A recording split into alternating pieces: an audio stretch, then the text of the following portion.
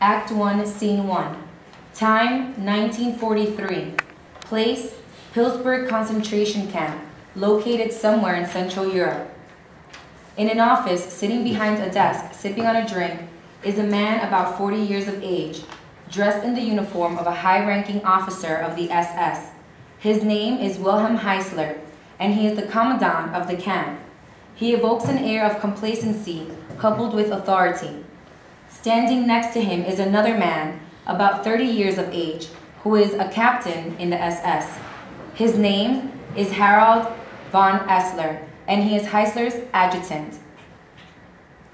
I am sick and tired of all that Jewish propaganda accusing us of being the brutes, the bad guys, the lowlifes. We're doing the world a favor by getting rid of the Jewish Bolshevist riffraff. Yet how are we repaid? With war. Outrageous! Yes, Commandant, the world is really in a sorry state, thanks to the Jews. Damn parasites, all of them. They tried to suck us dry, but we're on to them now. But what draws me the most is how the Jews have the temerity to claim that they're better than us. That they are the victims, as if we've never been stabbed in the back by evil forces who wishes our destruction. Well, guess what, von Essler? I'm going to conduct a little experimentation that will prove once and for all what they say about the Jews is not mere propaganda. I will randomly select one Jew from among the prisoners and make him a Kapo, and then you watch what happens. Now go find me a Jew and bring him here. Oh, that won't be too difficult to do.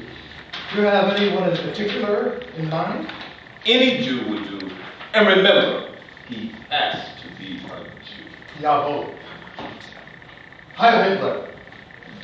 Von Essler clicks his heels, gives the Nazi salute, and leaves the office. Lights dim. End of Act 1, Scene 1. Act 1, Scene 2. Time, 1 hour later. Place, the Commandant's office. Heisler is sitting at his desk. Von Essler is standing to Heisler's right. In front of the desk, standing at attention, is a third man, about 30 years of age, wearing the striped shirt and pants of a concentration camp inmate. He is thin, but still handsome and not yet emaciated. So, what do we have? Herr Commandant, let me introduce you to inmate number 24583. What is your name? Ivan Stelsky, Herr Commandant. What kind of name is Stelsky? That doesn't sound like a Jewish name. Are you really a Jew? I am. He doesn't look like a Jew. But then again, they are a sweet. Where are you from? Russia, Herr Commandant. Schooling? I attended trade school. And what kind of trade did you learn? Electrician. Electrician. A Jewish electrician? You didn't go to yeshiva and study Torah? Can you believe this, von Essler? A Jew who actually learned a manual trade. Perfect. It is unbelievable. He's gonna be lying. Wait a minute. He's a Jew. Of course he's lying. You're not lying to us, because if you are, I will personally kick your ass so hard that my boot will become a permanent part in your butt. I'm telling the truth, Herr Commandant. Like we can believe a Jew. Not likely, sir. Listen, you dirty, stinky piece of pastrami. If you're lying to the Commandant, I will personally see to it that you regret the day you were born. Anyway, enough of small talk. What I want to talk to you about is a job we have for you. We want you to be the Kapo for Barracks 24. Why me, Herr Commandant? Why me? Who the hell are you to ask me anything? I'm telling you, you stinking commie. I'm telling you, this isn't 1918. You're not in charge. All you say is, hey, yes, Herr Commandant, and thank you, Herr Commandant. This is not the Jewish bunch. I'm in no mood to put up with this Jewish crap. Are you sure you selected the right man? He better be. He and I will have a long talk. You got that, Jew? Yes, sir, Captain. That's all right. So, Stelsky, the Jewish electrician. Tell me a little more about yourself.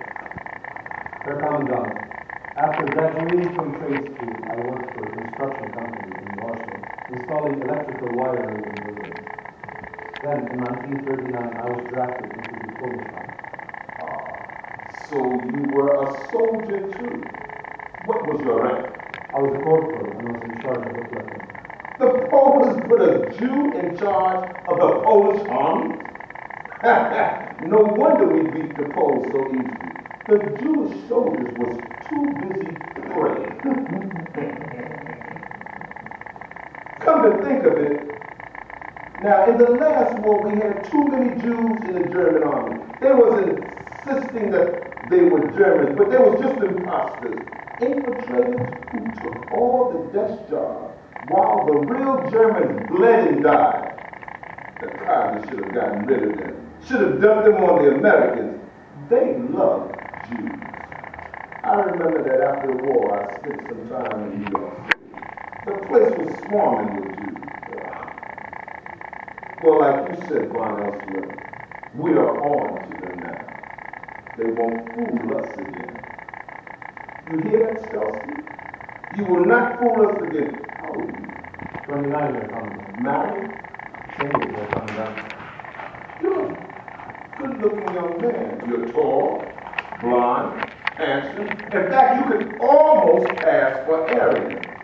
How come you don't have a wife? I was working to support my mother. So you're a nice Jewish boy. Well, Mr. Nice Jewish boy, Mr. Jew soldier, Mr. Electrician. You're going to be our first Jewish Kapo of this camp. And if you mess up, I will personally escort you to the gas chambers myself. Do I make myself clear? Yes, sir, Commandant. And thank you. Don't thank you so fast. Your job will be hard. You will be in charge of all the prisoners in the barracks. You will make sure that they obey all the rules, keeping the barracks clean and conducting themselves properly. You will have total authority to use whatever measures you deem necessary to enforce the rules and regulations of the camp. Do you understand? Yes, sir, Commandant. May I have a question? Now what? Just a moment, Heisenberg. What is it? My mother. I want to know if my mother is still alive. I'll look into that for you. Anything else?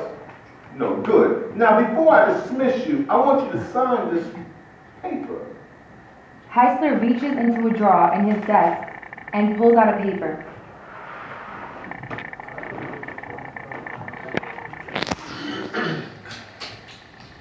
Let me read it to you.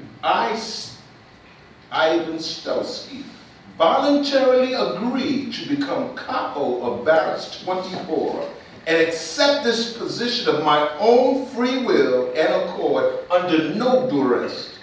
Further, as Kapo of Barracks 24, I will enforce all the rules and regulations to the Commandant or his representatives.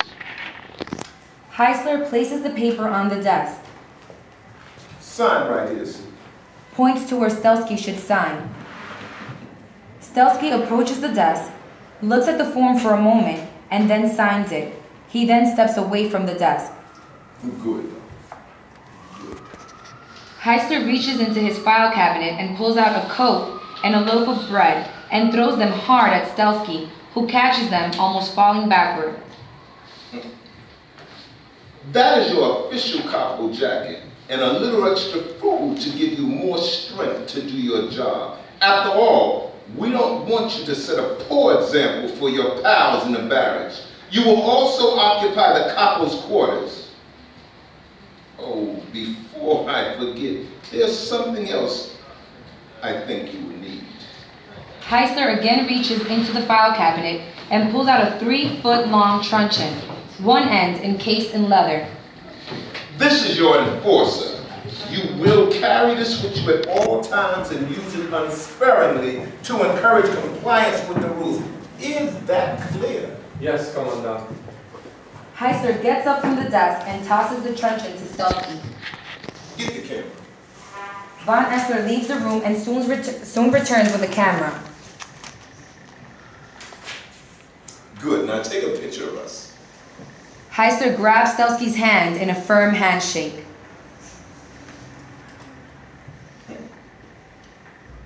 Von Essler snaps the picture. Heister releases Stelsky's hand. Anything else, Commandant? Now we're going to Barracks 24 and introduce the new Kapo to his charge. I'm sure they will be very happy. As the three men leave the office, the lights dim. End of Act 1, Scene 2. Act 1, Scene 3. Time, evening. Place, Stelsky's room in Barrack 24. Outside of the room, the sounds of moaning and grunts can be heard. Stelsky is sitting in a chair, staring blankly at the wall. Then there's a knock at the door. Come in. A man enters the room. He is starving. What do you want? To talk. Get back to your bunk. I can't sleep. I'm not a nurse. Now get out of here. Is that the way you talk to an old friend? You're not my friend. Not now. Not ever. Back home you used to snub me all the time. Like you were so much better than me. How can you say that? Didn't we grow up in the same neighborhood together? Play together? Yes, we did. But that didn't mean we were friends. Okay then. As an old acquaintance, can you tell me how you became a Kapo? How the hell do I know? They chose me. And that's it. Nothing more. And if you know what's good for you, you'll stop asking me questions and get back to your boat. And if I don't, what are you going to do?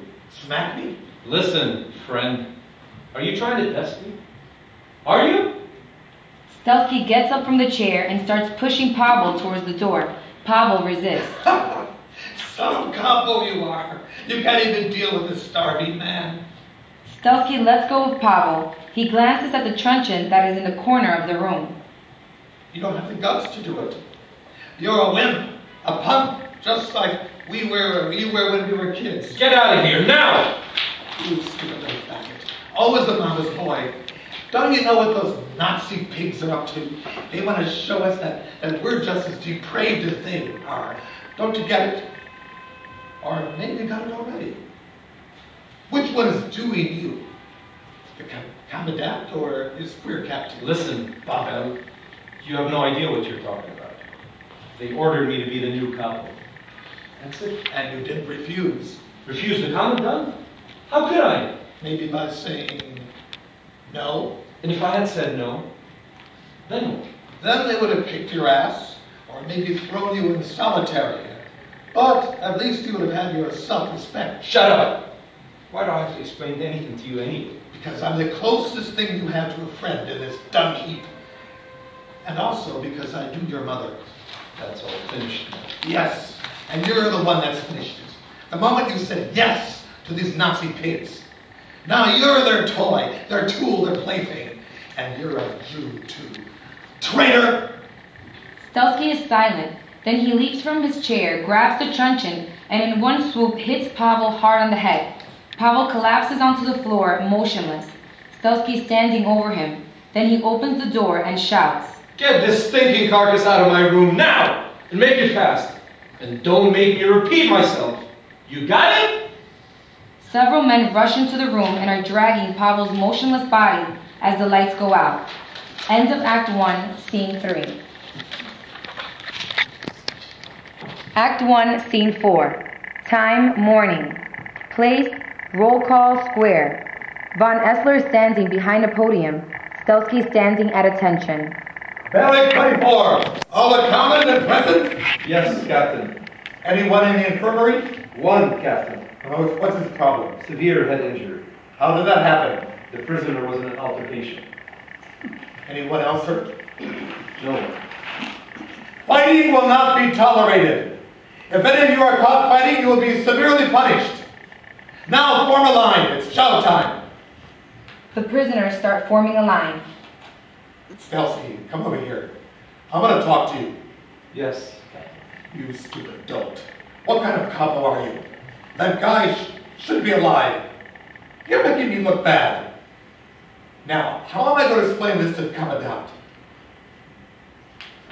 Do I have to do your work for you? You slimy, filthy Jews are all the same, trying to cover for each other. You disgust me. You all disgust me. The faster we rid the world of all of you, the better off we are. Herr Captain, I hit him as hard as I could. You're lying. We give you food, your own bed, your own coat. And what do? You mess up just like all the Jews do, always looking for an edge, a chance to grab that extra inch. What's the matter? You want more bread? Or maybe we should find another Kapo. Please, Herr Captain. I will do better. You're damn right you will, Jew. Or we'll throw you back with all your Bolshevik comrades and see how long you last with them. Now get lost! Yes, Herr Captain. What will happen with Father? Well, don't you worry about that. He'll be taken good care of. But next time, when you impose discipline, make sure you do it right. This is not a kindergarten. Yes, Captain. Oh, Stelsky, one other thing. The Commandant's wife is away and he doesn't like to be alone at night. Send one of the prisoners over to keep the Commandant company. I'm sorry, Lord Captain. I don't understand. Do I have to draw a picture for you? No. And don't play games with me. It's just that I've never been involved with anything like that before. Well, now you will get some on-the-job training, courtesy of the Reich. The Commandant will be expecting someone to report to his house at 9 o'clock tonight. Do not disappoint him. Von Essler exits, leaving Stelsky standing alone as the lights fade. End of Act 1, Scene 4. Act 1, Scene 5. Time, evening. Place, Stelsky's room. Stelsky's in bed, laying on his back, staring at the ceiling. There's a knock at the door. Come in. A handsome young man enters. Stelsky gets up from the bed and sits on a chair. He is staring at the young man. What's your name? Weiss Nachman, How old are you? 19, When did you arrive in camp? a week ago. No wonder you still look at me. Where are you from? Russia. You're Russian? What are you doing here? I was transported here from the POW camp. You were in the Red Army. Yes, You have a girlfriend? I do. But I don't know where she is now. Well, it doesn't matter. You're here now, and there is something that I want you to do. What is it? I want you to go to the Commandant's house now. Me? Why me? Because I'm ordering you. The Commandant needs some company. And if you don't show up, I'm going to look bad. And if I look bad, you will definitely look bad. Do I make myself clear? Yes, I understand perfectly well what you want me to do. If you don't say no, I'm no pansy. Listen, Boris. Don't be a hero. Just do what I tell you, because if you don't, you will die. Then I'll die. Stelsky gets up, grabs hold of the truncheon, and looks Boris straight in the face. I'm going to give you the count of 3 to change your mind. 1, 2, 3. Stelsky swings the truncheon but misses Boris, who flees from the room. Halt! Halt! Then the sound of machine gun fire. Hunt, I had just killed the prisoner who was trying to escape. He was running from Barrack 24. I ordered him to halt. He didn't obey. And as soon as he reached no man's land, I let him have it. Oh, that. Good job. Yeah, good job. Excellent. Several men start lining up at the door as the lights go out. Standing at the door, speaking to the rest of the barrack. Listen up, you disgusting vermin. That's what happens if anyone tries to escape. Now, I need a volunteer for a special assignment. Whoever I select for this important job will get 2 extra pieces of bread. Now line up at the door. And hurry up! I don't have all night. End of Act 1, Scene 5. Act 1, Scene 6. Time 1 week later. Place, Stelsky's room. Stelsky is nervously pacing around the floor. Then there's a knocking on the door. Stelsky opens the door. Standing at the door is a young, attractive woman, about 20 years of age, dressed in sackcloth with a sash tied around her waist. Come right in. The young woman slowly enters the room. Stelsky shuts the door behind her, then turns and faces her. Very nice. Very cool. Did anyone ever tell you that you're pretty?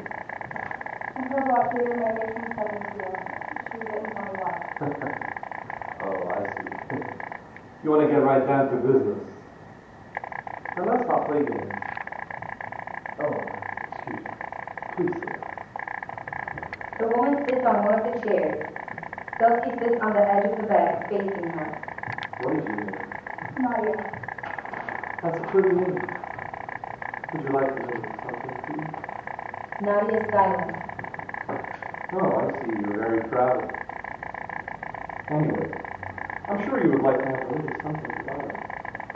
Stelsky grabs a loaf of bread and cuts off 2 slices, which he offers to Nadia. Go on. Eat it. I know you want food. There's no need to pretend with me. At first, Nadia does not move. Then she takes the slices and slowly starts eating. That's right. Don't you feel better already? Thank you, her block leader. Very kind of you. Would you like a little something to drink? Perhaps some wine. No, thank you. With your permission, I'd like to return to my barracks. What's the rush, Nadia? We're just getting acquainted. Where are you from? Poland. Krakow. Nadia is now eating the second slice of bread. I see you're hungry.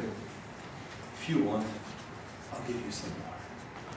That would be very kind of you, sir. Yes, it would. Of course, we'll have to do something for you. Nadia stops eating, puts down the bread. I'm sorry, Lord Block Leader, I don't understand what you were talking about. Listen, you stupid tramp. Stop playing games with me. You know exactly what I'm talking about. Stelsky slaps Nadia hard on the face, and she and the chair fall backward onto the floor. Nadia starts screaming. You beast! I am not that kind of girl! Stelsky yanks Nadia from the floor and throws her on the bed. I'm gonna teach you how to treat a man. Please don't! I'm a good girl, I'm a nice girl. Please don't hurt me, please. There's no such thing as a nice girl, and besides, what do you have to lose? My virginity. Oh, so your matron didn't lie to me. Please, sir, leave me be. I'll give you my food, I'll make your bed, but please leave me be. Stand up. Nadia slowly stands up. Now let me take a shot. Stelsky starts to embrace Nadia, who recoils away. No! No! Stelsky punches Nadia in the face. She staggers backward, bleeding from her nose and mouth.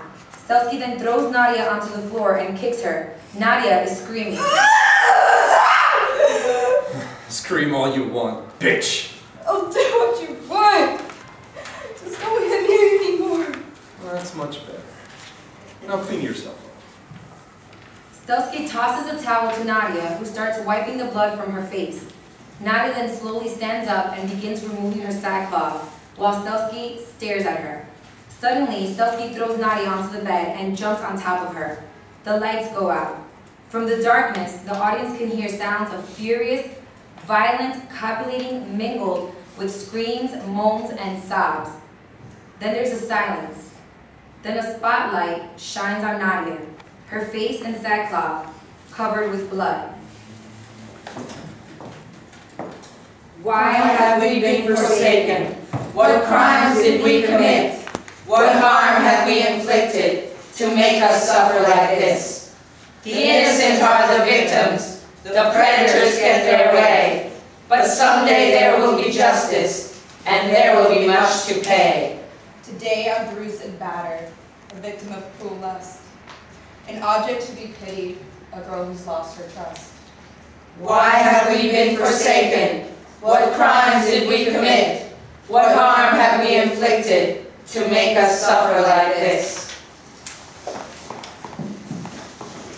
End of Act 1, Scene 6. Act 1, Scene 7. Time, 1 week later. Place, the punishment room. Heisler and Von Essler are standing in front of a stockade that is used for flogging prisoners. Standing opposite them at attention are Stelsky and other inmates from Barrack 24. Addressing the inmates. I have assembled you here today to show you what would happen if you violate the rules. Yesterday, one of you tried to escape. Escape is prohibited and is punishable by death. However, as a gesture of mercy on my part, I have decided to reduce the punishment to 25 lashes. Stelsky, bring in the prisoner. Stelsky leaves and then returns, dragging a man who is heavily shackled, with a sign hanging from the neck, saying, Ich bin Sru. Herr Commandant, the prisoner is reporting for punishment. Good. Inmate number 21783, you have been convicted of violating Section 4, Paragraph 3, Subsection 2 of the rules and regulations of this camp, which strictly prohibits unauthorized absences.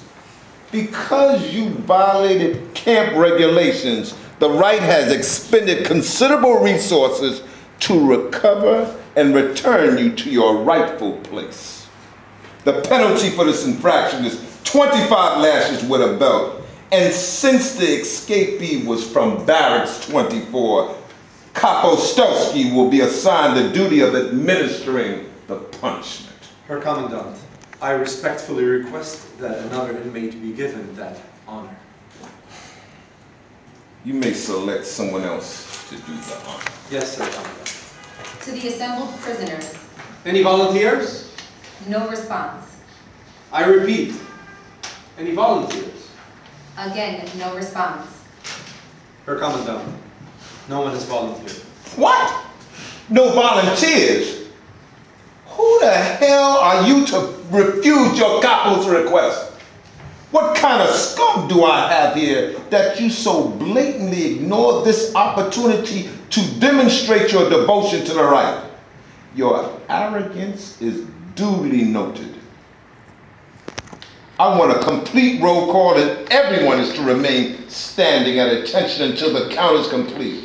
And as for our friend over there, since no one came forth to administer the punishment, I hereby order Kapo Stelsky to do the honors. Yes, Sir Commandant. This was your chance to show the Reich what kind of men you have become, but you all have failed. Miserably. And so now, I will do this work. You all let me down, embarrassed me in front of the Commandant, and I will not forget this. Do you hear? Herr Commandant, I'm ready. Heisler nods at Stelsky, who picks up a large leather belt that has been soaking in water. Stelsky takes a few practice swings in the air, and then roughly grabs the shackled man, pulls down his pants, exposing his buttocks, and straps him down over the stockade. The man is babbling incoherently. Ready to proceed, Herr Commandant. You may proceed. As the lights go out, the sound of belts striking naked flesh and loud shrieks can be heard.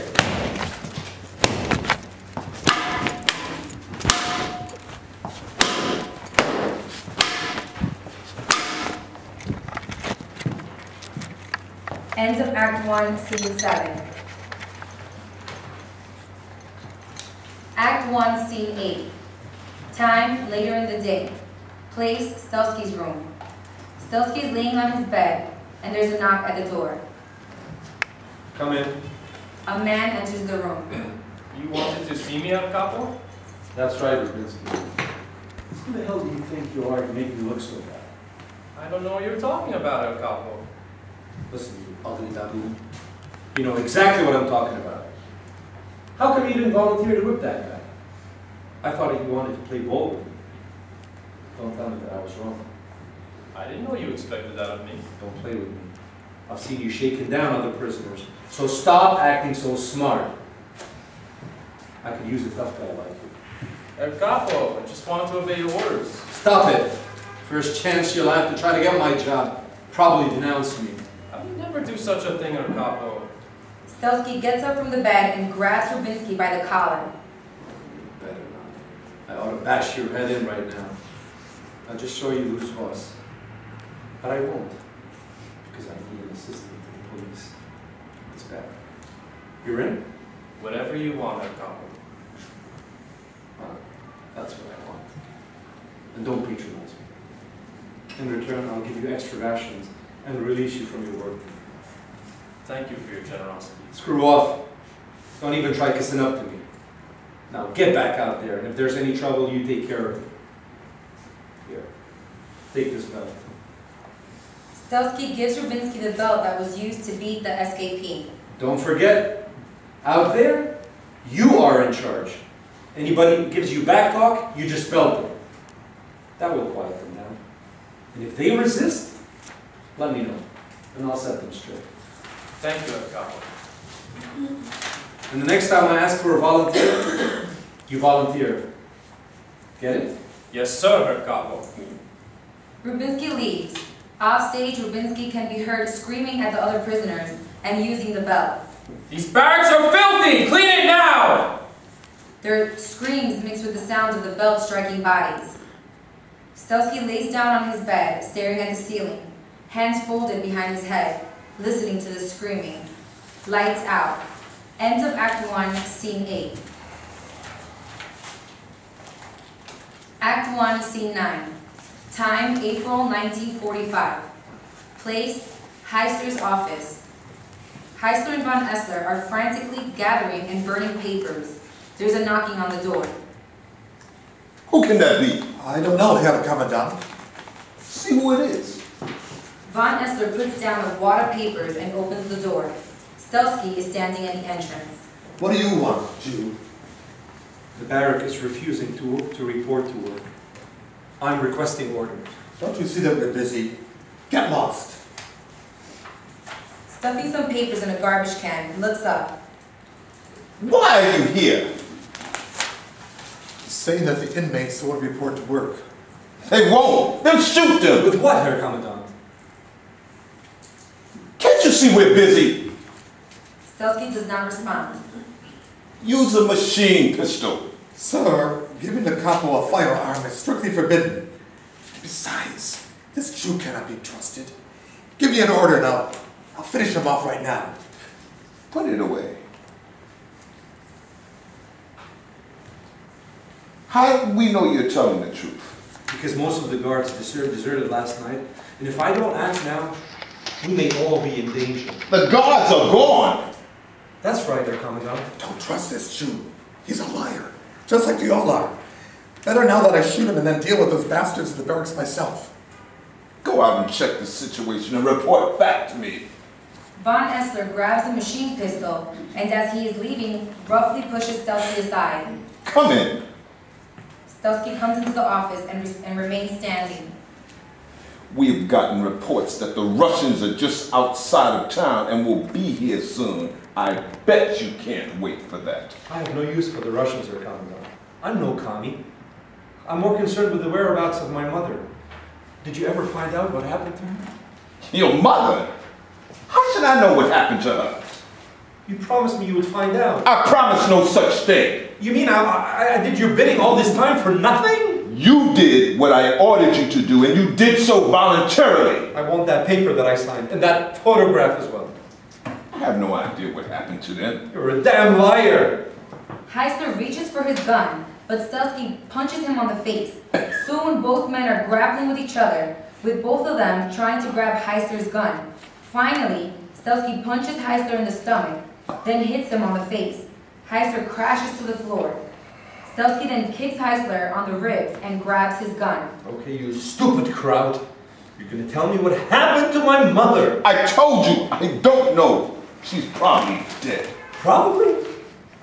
You don't know? I never checked. I had other matters to deal with. Never checked. So I'll never know if she's ever alive or dead? Stelsky kicks Heisler in the stomach, causing Heisler to double up in pain. That's for lying to me. Stelsky grabs Heisler by the arms and starts dragging him to the door. I think it's about time you spoke with the prisoners. Wait. What? Stelsky lets go of Heisler's arm. I may be able to help you. I don't want your help. Yes, you do. Because without me, you would be held fully responsible for everything you did. You're implicated too. You'll say anything to save your skin, you lying snake. Now, what happened to my mother? I'll ask Von Elsler when he returns. How would he know? Because I ordered him to check it out. What did he find out? I don't know, but I will ask him when he returns. Von Esther returns. What's going on here? Stelsky swings around and shoots Von Esther in the chest. Von Esther staggers backward and falls onto the floor, bleeding to death. You fool! Now you would never find out what happened to your mother. I don't believe that you don't know. You're just another lying Nazi. If I knew, I would tell you. You better tell me or else you're a dead man. Kill me then. My life is over anyway. Just as yours. Here, Kapo. You pig. You lying Nazi pig! Stelsky hits Heisler hard with the butt of the gun, knocking Heisler unconscious, then goes through Heisler's clothing, removing money from Heisler's wallet, tosses the gun away, then spits on Heisler's motionless body before exiting. End of Act 1, Scene 9. Act 1, Scene 10. Time, 1953. Place, Syracuse, New York. Setting, a living room in a house. Stelsky sitting in a chair, watching television. A woman enters the room. How was work today? Pretty busy, Louise. Lots of customers. I'm really beat. I'll get you a beer. Thanks. Louise leaves and soon returns with a bottle of beer, which she gives to Stelsky. Nothing better than a refreshing bottle of beer after a hard day's work. Stelsky takes a long gulp from the bottle and then puts it down. That was good. How was your day today? Fine. I took the kids to the park and then we went to the zoo. I'm a lucky guy to have such a wonderful family.